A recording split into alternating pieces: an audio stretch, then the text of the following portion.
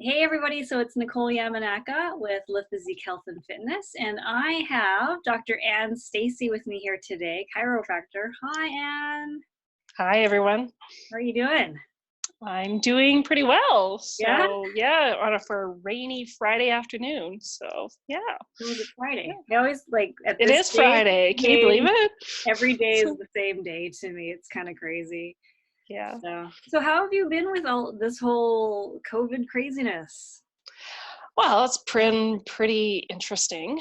As a chiropractor, I do most of my work hands-on, great majority of it. But because of this and because of social distancing, I have been at home a lot more.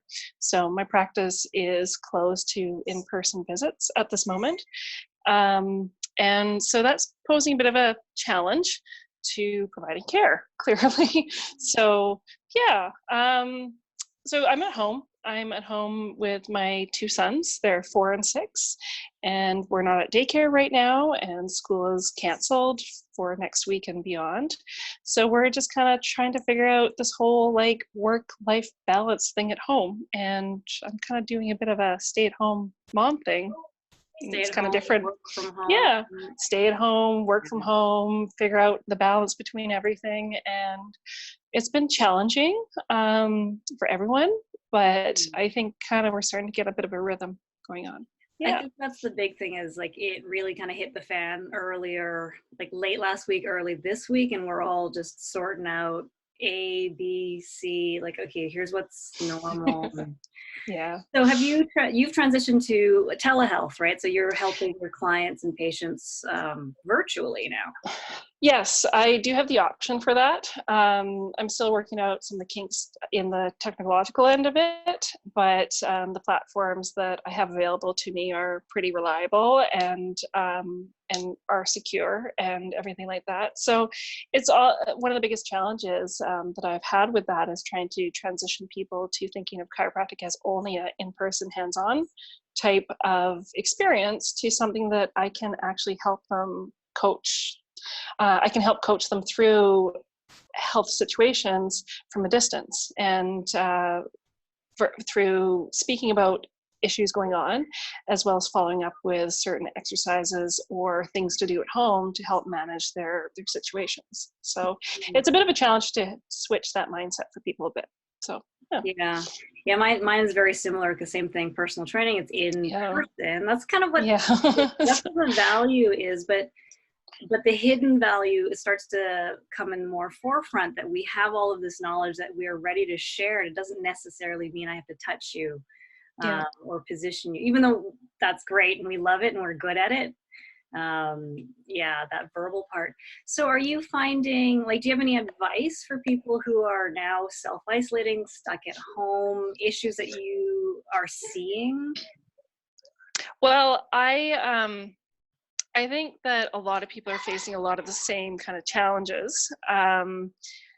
There are a lot of people who have worked from home occasionally in the past, but now they're doing that full time. So they're getting different challenges because it's full time. So their ergonomic setup might not be the same as they have at the office. So there might be some changes that they need to make with that.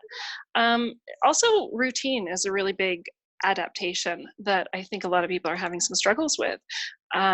So the schedule of the day is very different if you're at home because you have all the things that you would see at home in your recreational and relaxation time that are now present with your work time as well. So it's a bit different in terms of scheduling, I think, for people and balancing the work and the not work life together. So I think that's one of the biggest challenges. And then physically, because the ergonomic setup is really different, then they have to make some changes in what their chairs or the desks are like, and they also have to take more breaks because it's much more physically demanding if you have a suboptimal setup.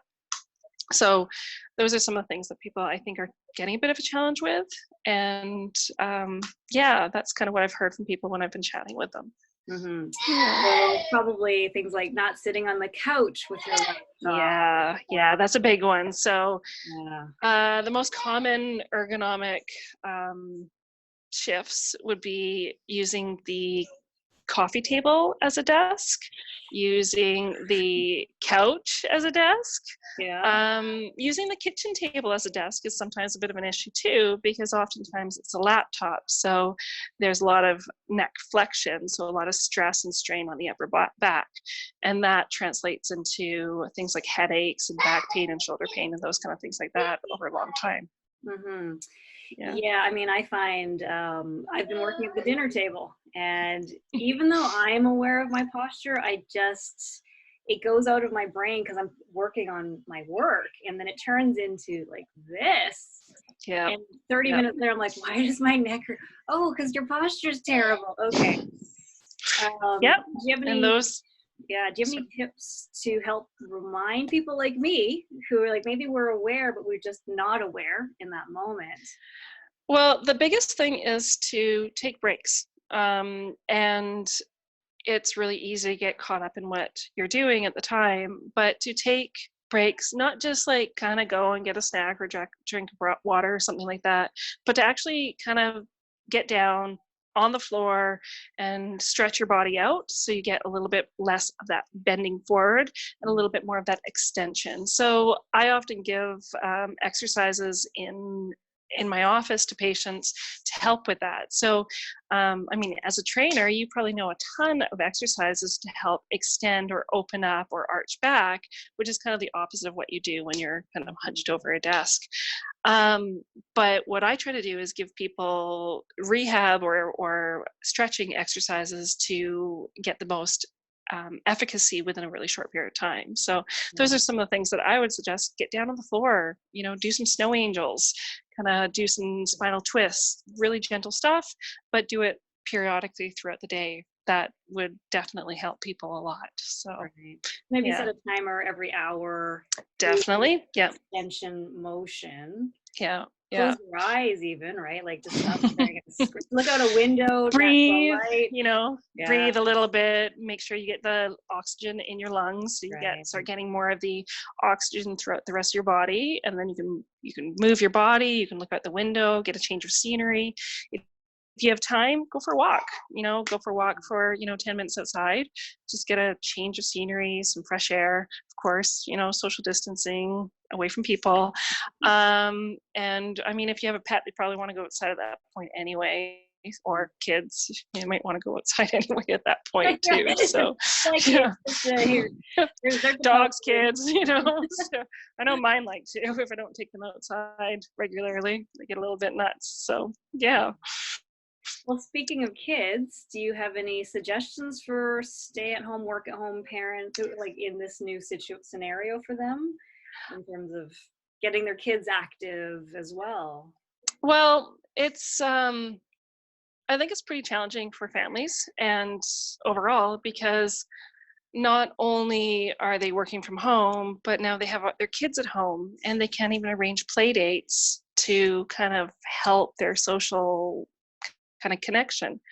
So the biggest thing that I would recommend to families is to kind of make a schedule. And in that schedule, I mean, can kind of be as precise or as general as you want, but in the schedule, make sure that you include time for outside and time for focus, for work, time for play with your kids too, and make sure that they understand that schedule and try and get a rhythm in that schedule as easily and as quickly as possible.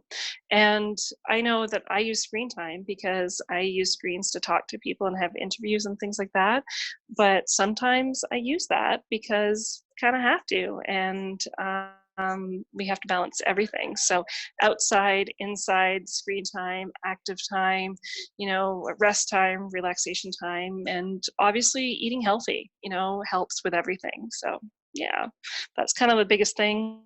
Have a schedule, take lots of breaks, get outside, That's those kind of things. fantastic. I love those tips. I don't have children, so I can't speak to that. I have a dog, a little Who different. also needs to get outside, doesn't he? That is very So true. Yeah, very nice. yeah. So, well, I really appreciate you taking the time to chat with us Well, and give us thank you. tips. Those are fantastic. So, move your body, some extension kind of, and being aware of Right. your posture while you're at home slash work. Yeah.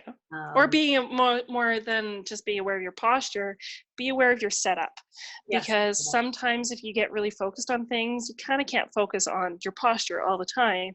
But at least if you're aware that your setup is not the best, then you can take steps to mitigate the effect of that Mhm. suboptimal setup on your body. Yeah. So yeah. Perfect. Yeah. Perfect. I love it. Those were, like I said, those were amazing tips. Thank you so much. Oh, you're welcome. Thank you And for having me. yeah, and I'd love to circle back maybe in about a week or so and then check in. Sounds perfect. We'll And see. We'll see what comes up over the next week, right? exactly, exactly. Okay. So, Sounds good. well, I guess I'll Thank let you you. get back to work since you're. Thank you. And yeah, we'll talk soon. So thanks a lot again. So the Dr. Ann Stacey, chiropractor. Have a great afternoon, lady. Bye.